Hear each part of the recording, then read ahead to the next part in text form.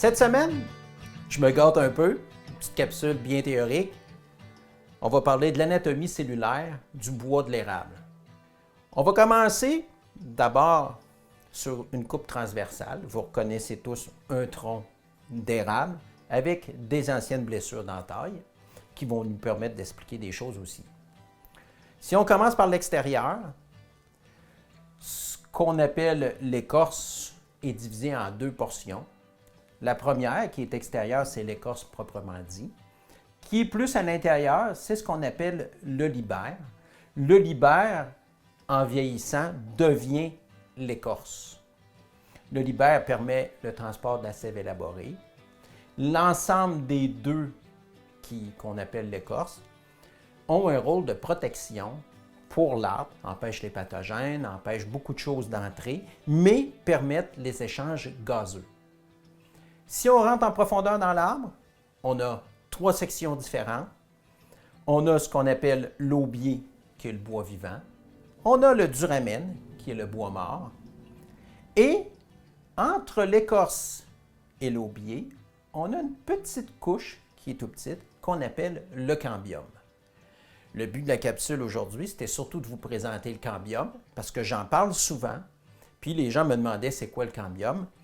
Le cambium, c'est là où les cellules se multiplient et c'est ça qui est responsable de l'addition de nouveaux bois à chaque année qui crée le cerne de croissance.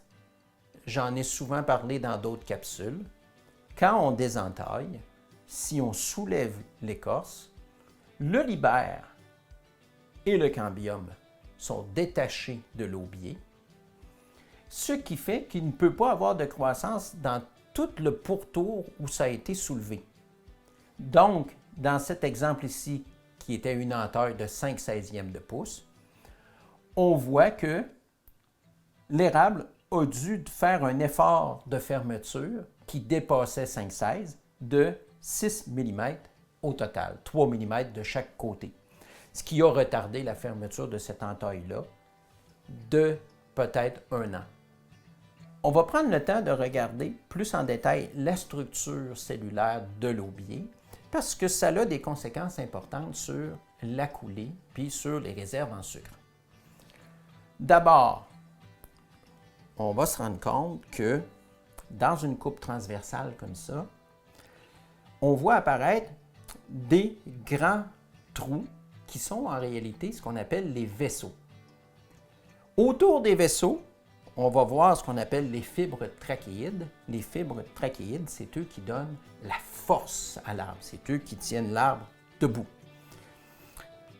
On va voir aussi, dans la direction vers le cœur, ce qu'on appelle les rayons.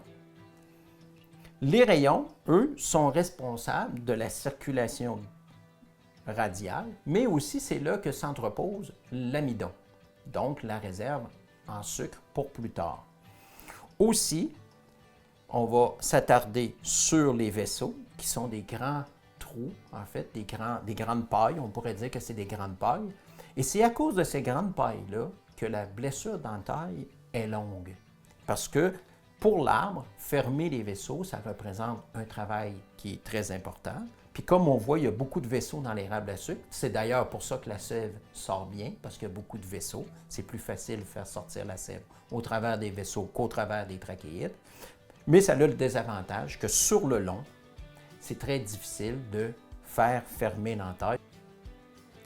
En résumé, ce qu'il faut retenir de la structure cellulaire de l'érable à sucre, c'est qu'il ne faut vraiment pas soulever le cambium parce qu'il est responsable de la fermeture des trous d'entaille qu'on fait, qui protège contre les invasions externes.